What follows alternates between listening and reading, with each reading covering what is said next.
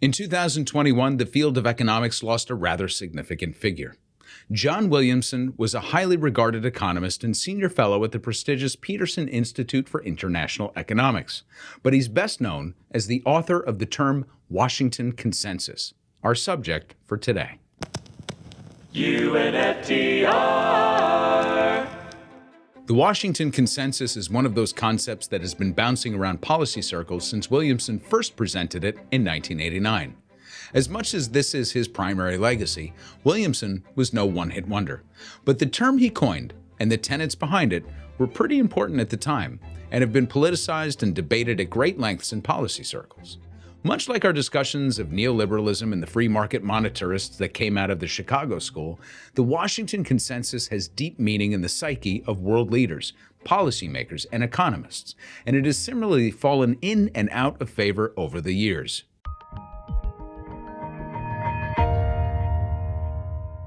Williamson's paper was presented in 1989, and the timing here is crucial. It was the beginning of the end of the Cold War. The Berlin Wall came down in November of that year. The United States was fully in the grip of the Chicago School policies that were adopted and expanded throughout Reagan's term. Alan Greenspan was the chair of the Federal Reserve. The EU wasn't founded yet. NAFTA had yet to be enacted. China was still in the early stages of its quasi-market economy transition. The Russian Empire was collapsing. Latin America was in what it termed its lost decade. The new breed of capitalism proponents with the fervor of the prevailing neoliberal dogma had fully taken over. Keynes was dead. Milton Friedman was alive. Say it loud, say it with me, yo, Milton Friedman! It was against this backdrop that Williamson dropped his paper and the term Washington Consensus was entered into economic nomenclature. The very broad framework was to liberalize centrally planned economies by opening them to the free markets, privatizing public works and entities, cutting public spending, basically turning them into economic feeder systems for the United States under the auspices of economic liberalism and liberty. And the subject of Williamson's paper, by the way, is the whole of Latin America, which we'll unpack in a little bit. Here are the key tenets of the paper. Lower borrowing to keep debt to GDP ratios low. Move away from subsidies to long-term investments like education, healthcare, and infrastructure. Tax reform to broaden the tax base. Allowing interest rates to be determined by the markets. Allowing currency to float freely under a unified exchange rate. Opening up trade by lifting restrictions and utilizing standard but nominal tariffs instead. Allow direct foreign investment. Privatizing state-owned and controlled enterprises. Abolish regulations that restrict competition but allow for prudent oversight. Develop and secure property rights. So the first thing you probably noticed is that many of these are pretty mundane ideas even today. Broadening a tax base, keeping debt ratios relatively low, and allowing for competitive forces. Whether it's through a 1989 or a 2023 lens, there's a lot here that makes sense. And if you're a fan of capitalism or market economies, then it all sounds pretty normal. The problem is that the real-world implications of so many of these points have been somewhat disastrous, though it took years to understand why and how. Remember, as we moved away from direct interventions, economic intervention was the blanket that covered some of our more covert and sinister operations around the world. The Washington Consensus, though not a policy document, became the policy rationale to do some pretty terrible things, first in Latin America and then across the globe.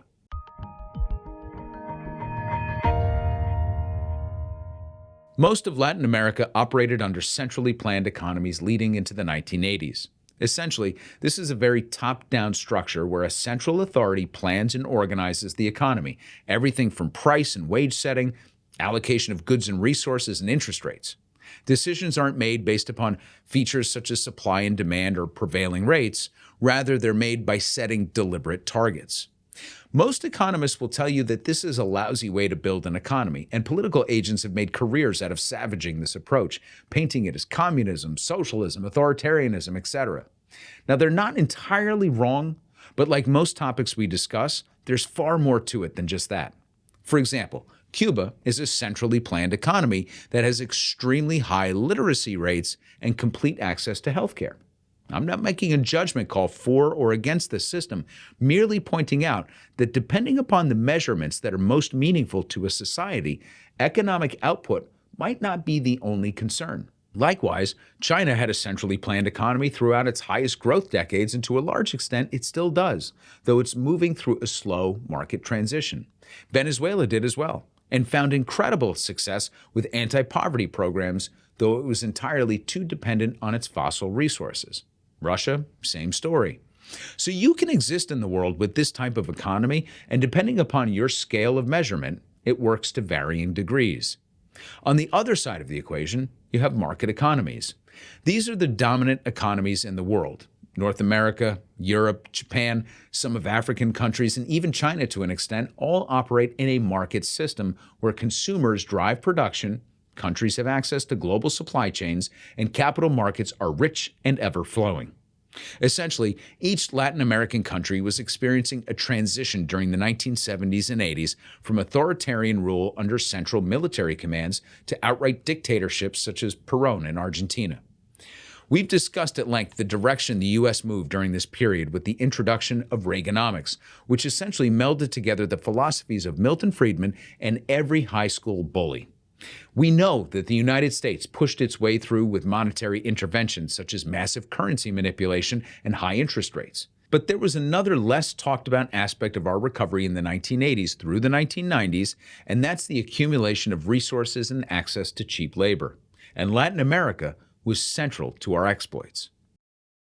In a white paper titled The Washington Consensus, Assessing a Damaged Brand by Nancy Birdsall, Augusto de la Torre, and Felipe Valencia Caicedo, the authors detail the positive and negative impacts of our policy toward Latin America and the Caribbean. Here's a passage that offers a terrific summary. Quote, "The economic and social pain involved in the adjustment process of the 1980s was immense, so much so that the period became known as the lost decade. As capital inflows abruptly stopped and terms of trade deteriorated sharply, the region was forced to shift from an aggregate external current account deficit of almost $2 billion in 1981 to a surplus of more than $39 billion in 1984. This was induced by major currency devaluations and severe restrictions on imports, including vital capital and intermediate goods, which implied a dramatic erosion of real wages and living standards. To put the fiscal accounts in order, countries embarked on deep and highly disruptive expenditure cuts, which hit disproportionately social and infrastructure investment programs." End quote. So we weren't alone in intervening, again to positive and negative degrees. The International Monetary Fund was at the center of resolving the debt crisis, and in doing so, exacted punitive measures in return for financing several Latin countries during the crisis. In order to qualify for relief from the IMF, nations had to essentially forego most of their domestic projects related to social welfare and infrastructure. It wasn't until the late 1980s when then Secretary of the Treasury Nicholas Brady introduced a program that became known as the Brady Bonds. A faltering Latin America didn't help anyone, and foreign investors were wary of picking up the slack the IMF couldn't handle. So Brady introduced longer-term bonds with pretty decent yields and backed by U.S. Treasuries. Investors flocked to the program, and it did allow several Latin American nations to refinance their debts, with the last of them being paid off in the early 2000s. But even the Brady program was unveiled with the understanding that participating countries would continue on the path of market liberalization, thereby opening up pathways to foreign investment into formerly privatized enterprises. As countries became more intent on paying down debt and less focused on building social welfare programs and infrastructure, they eventually reverted back into the growth traps that previously haunted them.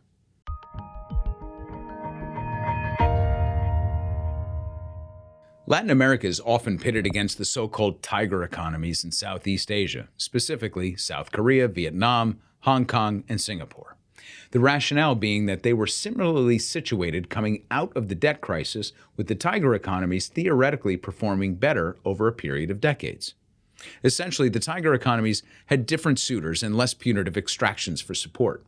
Support for the tiger economies came in the form of capital resources that were invested into manufacturing, distribution, technology, etc., whereas Latin American countries imported luxury goods from the United States and were prohibited from directing the type of investments that would have promoted manufacturing growth over time.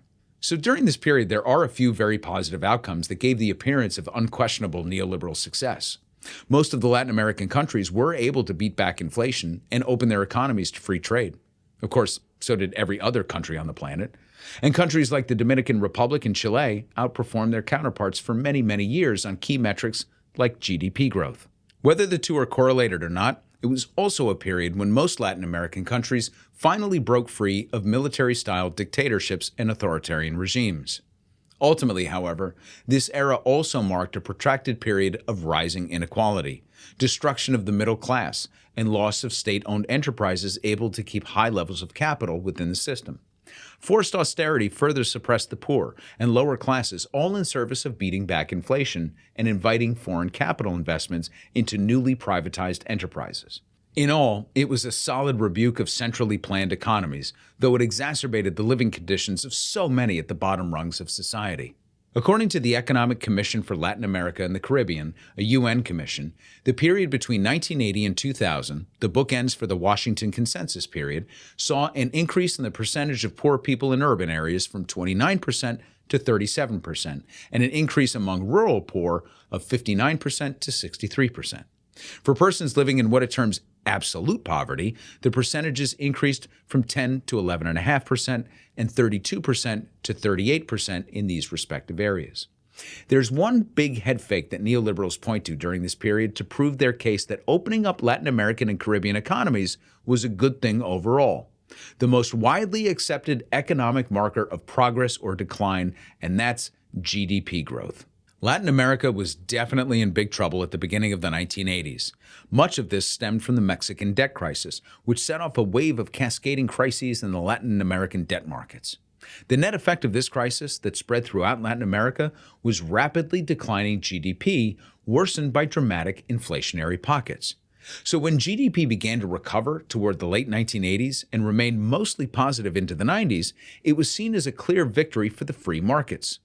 Widen the lens a bit, and it shows that GDP recovered from the depths of the debt crisis, but over the next 20 years, it still never approached the growth rate of the 1970s, when most Latin American countries still existed under centrally planned economies.